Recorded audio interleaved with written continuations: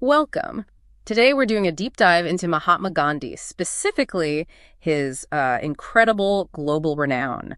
Our mission is figuring out how his influence went so far beyond typical political power. We'll be looking at your sources for some, well, surprising insights. Absolutely. And maybe the best place to start is with something quite striking.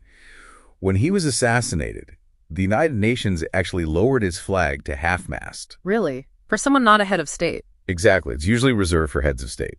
So this was pretty unprecedented for someone holding no formal government job. This speaks volumes, doesn't it? About the depth of his moral, his philosophical influence, clearly not built on, conquest or holding office. That UN flag. Wow, it really sets the stage for someone who apparently started out as an average and shy student. How does that beginning lead to such, well, moral authority? It is fascinating. He was born Mohandas Karamchand Gandhi, 1869. And yes, his mother's Hinduism and Jainism were huge influences. Core beliefs like nonviolence, ahimsa, were instilled early on. Okay. But the real transformation, the crucible, you could say, was his time in South Africa, 21 years, from 1893 to 1914. And there was a specific incident there, wasn't there? Something pivotal. Oh, absolutely. The famous one is being thrown off a first-class train, even though he had a valid ticket.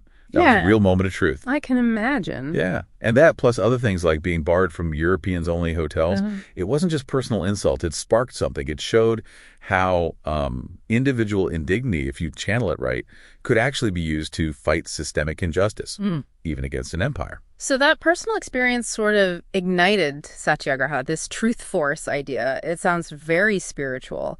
How did he turn that into a practical political tool, especially back then in South Africa? Well, that's where his genius lies, I think. Satyagraha means truth force or soul force. And it's crucial to get this. It's not passive, not just sitting there. It's an active, assertive, morally courageous confrontation. Okay. Rooted deeply in ahimsa, nonviolence, and satya, truth. He basically took these ancient ethical ideas from Jainism, Hinduism, even folks like Tolstoy and Thoreau, and refashioned them into a powerful political strategy for mass mobilization. And it worked. Founding the Natal Indian Congress, fighting things like the Black Act in 1906, that proved it could work. Right. So he comes back to India, already a hero, armed with this truth force. What's the first thing he does to connect, nationally? His grasp of symbolic communication was just masterful. When he returned around 1914-15, he famously ditched the Western suit for simple homespun khadi. The cloth, right? That's the one. Instantly created solidarity with ordinary people. But the masterstroke probably was the Salt March, the Dandy March, 1930. Ah, the Salt March. Everyone knows that image. Exactly. A 240-mile walk just to pick up natural salt by the sea, defying the British salt tax. Seems small, right? Yeah, deceptively simple. But it galvanized millions, led to over 60,000 arrests, including Gandhi himself, huge international outcry.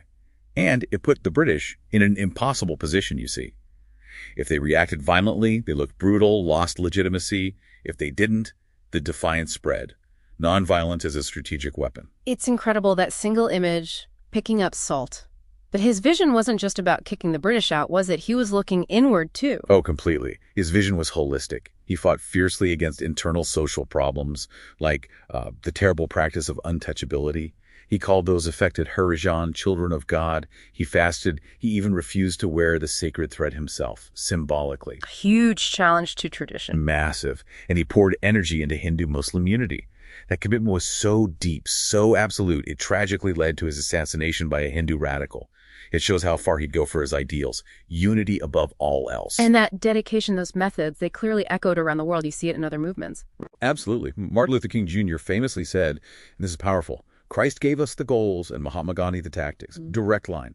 Nelson Mandela, Cesar Chavez, they drew inspiration directly from his nonviolent playbook. So his ideas aren't just historical footnotes. Not at all. Think about it.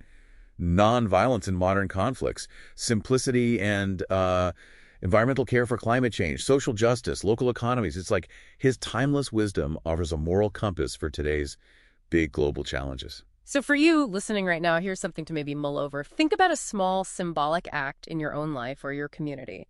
What if you infused that act with truth force, with real moral courage, and just persisted? Could that spark the kind of wider change you want to see? Just something to think about.